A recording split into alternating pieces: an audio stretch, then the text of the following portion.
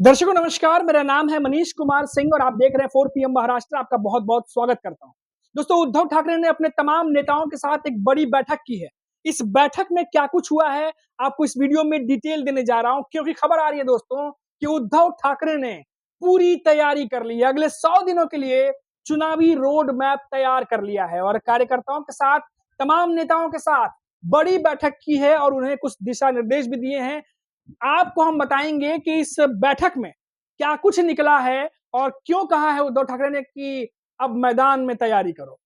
दोस्तों, उद्धव ठाकरे विधानसभा चुनाव में काफी कुछ सीखने को मिला, काफी कुछ देखने को मिला। उसके बाद उद्धव ठाकरे ने एक अलग लेवल की तैयारी शुरू कर दी है।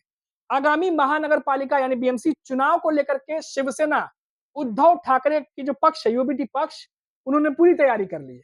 उद्धव ठाकरे ने अगले 100 दिनों का रोड मैप बनाया है। इसको लेकर उद्धव ठाकरे ने मुंबई में सभी विभाग प्रमुख, गट प्रमुख और शाखा प्रमुखों के साथ बैठक की।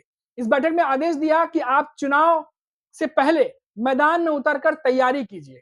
महाराष्ट्र नवनिर्माण सेना यानी कि मनसे अध्यक्ष राज ठाकरे के साथ गठबंधन की जिम्मेदारी मुझ पर छोड़िए, वो मैं देख लूंगा, आप तैयारी करिए। ये बात उद्धव ठाकरे ने अपने तमाम नेताओं को साफ साफ कह दी है। उद्धव ठाकरे ने कहा है कि हमें इस चुनाव में सत्ता पक्ष के दलों को चुनाव में हराने का संकल्प लेना है। दोस्तों, इस बड़ी बैठक में जब उद्धव ठाकरे के साथ तमाम नेता मौजूद थे, तो उद्धव ठाकरे ने क्या कुछ कहा है वो सुनिए। बैठक को संबोधित करते हुए उद्धव ठाकरे ने कार्यकर्ताओं को चुनाव की गंभीरता से तैयारी करने का निर्देश दिया। उन्होंने कहा कि अब चुनाव में केवल 100 दिन शेष हैं और हमें पूरी ताकत के साथ मैदान में उतरना है, सत्ताधारी दलों को हराने का संकल्प लेना है। उद्धव ठाकरे ने बैठक में मनसे के साथ संभावित गठबंधन पर स्थिति स्पष्ट करते हुए कहा कि राज ठाकरे के साथ गठबंधन करने की जिम्मेदारी मुझ पर छोड़ दीजिए। आपको चुनाव मैदान में उतरकर तैयारी करनी है। फिलहाल गठबंधन पर अभी कोई फैसला नहीं हुआ है, इसीलिए उद्धव ठाकरे ने कार्यकर्ताओं को मुंबई के सभी 227 वार्डों में पूरी तैयारी करने को कहा है। जी हाँ दोस्तों, बड़ी खबर, सारी की सारी 227 वार्ड पर तैयारी करने के लिए उद्धव ठाकरे ने कह दिया है। गठबंधन के दौरान हम अपना पक्ष मजबूती से रख सकेंगे। उद्धव ने बैठक में अपने पदाधिकारियों को भरोसा देते हुए कहा कि पार्टी के बुरे समय में हमारा साथ नहीं छोड़ने वालों को प्राथमिकता दी जाएगी। उन्होंने ये भी स्पष्ट किया कि जो लोग संकट के समय पार्टी को छोड़कर चले गए, वो अब लौटना चाहते हैं तो उन्हें चुनाव में उम्मीदवारी नहीं दी जाएगी। हमने आपको बताया था दोस्तों पहले भी कि जो लोग लौटना चाहते हैं उनके लिए उद्धव ठाकरे ने बड़ा फैसला, बड़ा शर्त भी रखा है। जिन लोगों ने उस खबर को देखा है वो देख सकते हैं, 4 पीएम महाराष्ट्र पे हमारी वीडियो अपलोड है, नहीं तो हम यहाँ भी उसके बारे में थोड़ी सी जानकारी आपसे साझा करेंगे। उद्धव ठाकरे और राज ठाकरे, दोनों ठाकरे बंधुओं ने मिलकर बीएमसी की सत्ता हासिल की तो मुझे खुशी होगी, ये बात कही है शरद पवार ने। और शरद पवार के इस बयान से ये अंदाजा लगाया जा रहा है दोस्तों कि राज ठाकरे उद्धव ठाकरे के साथ आने पर शरद पवार की एनसीपी का पूरा सपोर्ट है उद्धव ठाकरे को। क्यों? क्योंकि दोस्तों एक तस्वीर आपको याद होगा जब 3 भाषा वाले जो विवाद हुआ था, स्कूलों में 3 भाषा पढ़ाए जाने को लेकर के, हिंदी, मराठी, इंग्लिश, उसको लेके जिस तरीके से उद्धव ठाकरे और राज ठाकरे दोनों एक सुर में उन्होंने फडणवीस सरकार का विरोध किया था। इसके बाद फडणवीस सरकार को यह फैसला वापस लेना पड़ा था।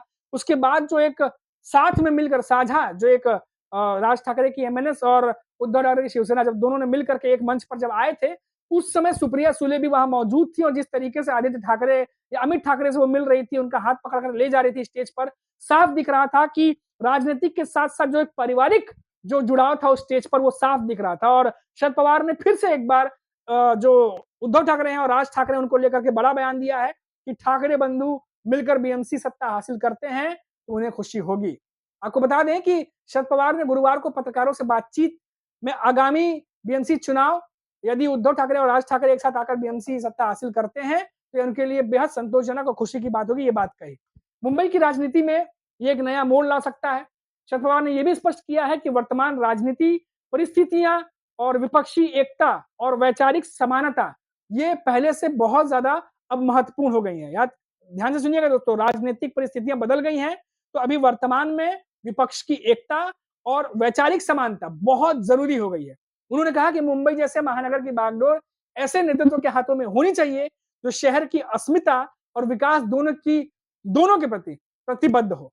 और आपको पता है मराठी अस्मिता को लेकर के उद्धव ठाकरे और राज ठाकरे ही जो है हमेशा आवाज उठाते रहते हैं। उनके संबोधनों में ज़्यादातर मराठी अस्मिता का आप संबोधनों में सुन सकते हैं। हालाँकि ठाकरे बंधुओं के एक साथ आने से महाविकास अघाड़ी पर क्या असर होगा, इस पर शरद पवार ने अभी फिलहाल कुछ भी नहीं कहा है और कहा है कि ज़रूरी नहीं कि हम हर चुनाव साथ लड़ें। ये भी अपने आप में बहुत बड़ी बात है दोस्तों, क्योंकि अब जिस तरीके से महाविकास अघाड़ी जिस तरह से संकेत दे रही है कि कुछ सीटों पर वो एक साथ लड़ सकते हैं, लेकिन कहीं-कहीं अलग-अलग लड़ सकते हैं। महायुति में भी कुछ ऐसा ही चल रहा है दोस्तों। अब राज्य के साथ आने की स्थिति में आलाकमान क्या फैसला करेगा, महाविकास अघाड़ी में क्या फैसला होगा, ये तो अभी वक़्त ही बताएगा। लेकिन कांग्रेस की जो नेता हैं, मुंबई की जो कांग्रेस की अध्यक्ष हैं वर्षा गायकवाड़, उन्होंने कहा है कि हम भी उद्धव और राज ठाकरे के साथ आने से बेहद जो है बात सुन रहे हैं, हम भी लगातार सुन रहे हैं। और वर्षा गायकवाड़ ने कहा कि अगर दोनों ठाकरे भाई एक साथ आते हैं, तो महाविकास अघाड़ी में चुनाव एक साथ लड़ने को लेकर फैसला जो है वो कांग्रेस की आलाकमान करेगी। अभी इस पर कुछ भी कहना जल्दबाजी होगा। यानी कुल मिलाकर सभी पार्टियां जो हैं वो ये देख रही हैं कि आने वाले समय में कैसे समीकरण बदलते हैं। क्योंकि उद्धव ठाकरे और राज ठाकरे साथ में तो हैं, पर गठबंधन को लेकर के अभी तक कुछ भी ऑफिशियल नहीं कहा गया है और सबकी नजरें दशहरा रैली पर टिकी हुई हैं, जो कि शिवाजी पार्क में छत्रपति शिवाजी महाराज के स्टैचू के सामने शिवाजी मैदान है, वहां पर जो है दशहरा रैली होने वाली है। और कहा जा रहा है कि उद्धव ठाकरे का जो वहां से संबोधन होगा, वहां कई सारे चीजों पर से क्लियरिटी हो जाएगी। और क्या राज ठाकरे उस दशहरा रैली में जाएंगे उद्धव ठाकरे के साथ, क्योंकि इन दिनों घर आना जाना काफी बढ़ा हुआ है, आपको याद होगा दोस्तों। और अटकलें ये हैं कि राज ठाकरे इस दशहरा रैली में जा सकते हैं। अगर वो चले गए तो फिर इस बात की अटकलें बहुत ज्यादा बढ़ जाती हैं कि उस दिन राज ठाकरे और उद्धव ठाकरे के साथ आने यानी गठबंधन के बारे में अनाउंसमेंट उस दशहरा रैली में छत्रपति शिवाजी स्टैचू के सामने शिवाजी पार्क में हो सकता है दोस्तों। और ऐसा हुआ तो ये एक ऐतिहासिक पल होगा, क्योंकि महाराष्ट्र की सियासत में जितने भी दल हैं सबकी नजरें टिकी हुई हैं राज ठाकरे और उद्धव ठाकरे के गठबंधन पर कि ये होता है या नहीं होता है।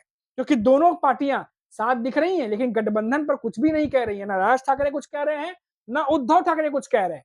और इसीलिए कहा जा रहा है कि कांग्रेस भी वेट एंड वॉच की स्थिति में है। जैसा कि वर्षा गायकवाड़ ने बताया कि अगर वो दोनों साथ आते हैं तो फिर दिल्ली का कांग्रेस का आलाकमान फैसला करेगा कि आगे क्या करना है। हालांकि शरद पवार ने भी अभी तक कुछ साफ नहीं किया है, लेकिन उन्होंने ये जरूर कहा है कि उद्धव ठाकरे और राज ठाकरे साथ आते हैं, सत्ता हासिल करते हैं, तो उन्हें बेहद खुशी होगी। तो ये दोस्तों अपने आप में बड़ी खबर आ रही है। और 100 दिन का जो उद्धव ठाकरे जो कह रहे हैं कि 100 दिनों के लिए जो चुनावी रोड मैप तैयार कर लिया गया है, निश्चित तौर पर, क्योंकि तमाम हमने आपको पहले भी बताया था कि शिवसेना की मुंबई में, महाराष्ट्र में अलग-अलग जगह पर बहुत ज़्यादा जो है वो शाखाएँ हैं, जहाँ शाखा प्रमुख, गट प्रमुख, विभाग प्रमुख ग्राउंड लेवल पर लोगों से जुड़े होते हैं और काम कर रहे होते हैं। तो ये शाखाएँ बहुत ज़्यादा मदद करती हैं शिवसेना को जब चुनाव होता है। तो ऐसे में इन प्रमुखों के साथ ऑलरेडी बैठक हो चुकी है और बैठक में क्या कुछ हुआ वो मैंने आपको बता दिया। हमारी नज़र लगातार खबरों पर बनी रहेगी, महाराष्ट्र की खबरों पर बनी रहेगी और जो भी बड़ी अपडेट निकल कर सामने आएगी आप तक हम पहुंचा देंगे। अभी के लिए इतना ही। आप देखते रहिए 4 PM महाराष्ट्र। नमस्कार।